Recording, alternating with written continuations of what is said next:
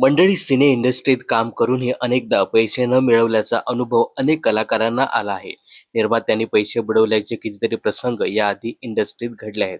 अशातच आता महाराष्ट्राची हास्यजत्रा या कार्यक्रमातून घराघरात लोकप्रिय झालेली अभिनेत्री चेतना भट हिच्या नवऱ्याला देखील आला आहे. चेतना भटचा नवरा मंदार चोळकर हा देखील या इंडस्ट्रीत काम करतोय. मंदार चोळकर हा लेखक असून त्याने बऱ्याचशा लोकप्रिय गाण्याचं लेखन केलं आहे.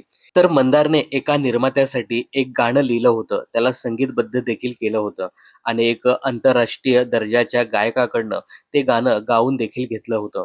विशेष म्हणजे मंदारच्या शब्दाखातीर त्या लोकप्रिय गायकाने ते गाणं गायलं होतं. परंतु 4 महिने होऊन सुद्धा त्या गायकाचे आणि मंदारचे पैसे निर्मात्याने दिले नाही. त्यामुळेच आता मंदारने सोशल मीडियाद्वारे ही माहिती चाहत्यांबरोबर शेअर केली आहे. मंदार फेसबुक पोस्ट करत लिहितो, आमच्या इंडस्ट्रीत किंवा एकूणच दुनियेत फसवणारे लोक भेटतात. वेळेत पैसे न देणं, उशिरा देणं, कमी देणं या सगळ्या गोष्टी आपल्याला नवीन नाहीत. एक प्रोड्युसर आज देतो, उद्या देतो असे पैसे द्यायला टाळाटाळ करतोय.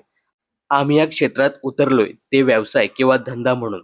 धंदा म्हटलं की चढ-उतार आलेच. म्हणूनच मी माझ्या अवकातीवर उतरून चढायचं ठरवलं आहे. दरम्यान मंदारच्या कामाबद्दल सांगायचं झालं तर दुनियादारी सिनेमातील देवा तुझ्या गाभाऱ्याला तसेच कट्यार काळजात घुसली सिनेमातील मनमंदिरा अशा लोकप्रिय गाण्यांचं त्याने लेखन केलं आहे. फिल्म इंडस्ट्रीत मानधन न मिळाल्याच्या समस्या आणि त्याचा कलाकारांवर होणारा परिणाम याबाबत तुम्हाला काय वाटतं हे कमेंट्स करून नक्की सांगा.